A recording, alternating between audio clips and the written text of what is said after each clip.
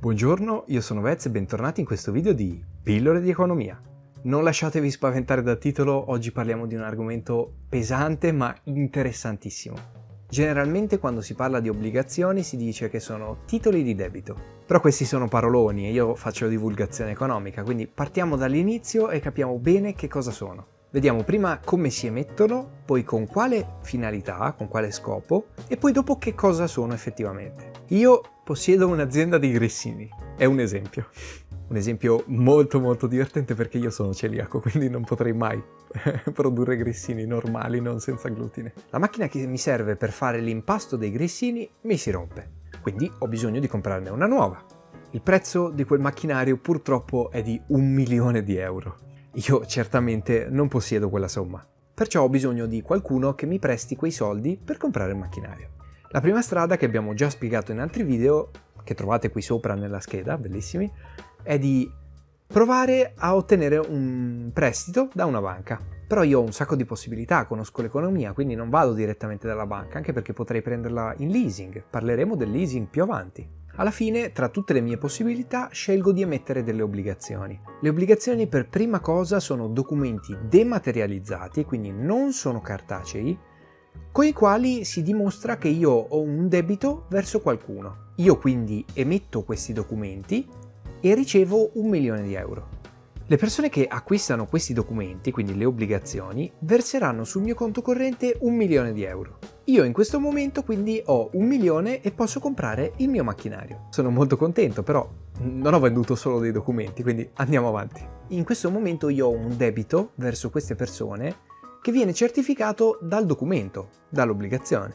E sul documento c'è scritto che io a una certa data, quindi a una scadenza, devo ripagare questi soldi. Chi ha comprato questa obbligazione però non l'ha fatto perché mi voleva bene, l'ha fatto per guadagnarci. Ed è qui che si spiega tutto.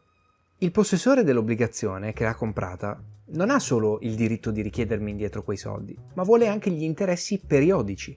Il tasso di interesse viene stabilito di volta in volta e gli interessi vengono pagati solitamente ogni 6 mesi. Facciamo un esempio concreto per capirci meglio. Se io ho acquistato obbligazioni per 1000 euro e il tasso di interesse è del 3% annuale, significa che io ogni anno riceverò 30 euro di interessi. Tuttavia, dato che il rimborso degli interessi solitamente è semestrale, mi verranno dati 15 euro dopo 6 mesi e altri 15 euro dopo altri 6 mesi. In conclusione vorrei farvi riflettere su un aspetto molto particolare. Le obbligazioni solitamente garantiscono degli interessi molto alti. Molto però dipende da quanto è affidabile l'impresa. Se l'affidabilità della mia impresa di grissini è molto alta, significa che io dovrò pagare pochi interessi alle persone che hanno comprato le mie obbligazioni. Se invece l'affidabilità del mio competitor, che non fa grissini senza glutine, ma li fa normali, dovesse essere molto bassa, allora lui, per vendere le stesse obbligazioni, dovrà garantire degli interessi molto più alti. Questo perché? Perché l'altra azienda, tutti quanti sanno che fa fatica a pagare i propri debiti, quindi quando emetterà delle obbligazioni sul mercato, perché qualcuno le compri deve offrire degli interessi molto alti. Io invece, che sono un grandissimo costruttore di grissini, non si dice così ma mi piace un sacco, allora dovrò pagare pochi interessi perché tutti quanti sanno che quasi sicuramente li ripagherò. Bene, non vi annoio oltre, le obbligazioni sono sostanzialmente questo. L'abbiamo detto in parole semplici, ora tutti quanti hanno capito che cosa sono. Se tu non l'hai ancora capito, però, commenta qui sotto perché te lo rispiego.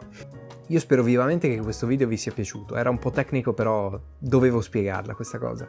Vi invito a lasciare like se vi è piaciuto, commentare, condividere, attivare la campanellina dopo essersi iscritti e soprattutto, come sempre, guardate le schede finali che appaiono tra poco.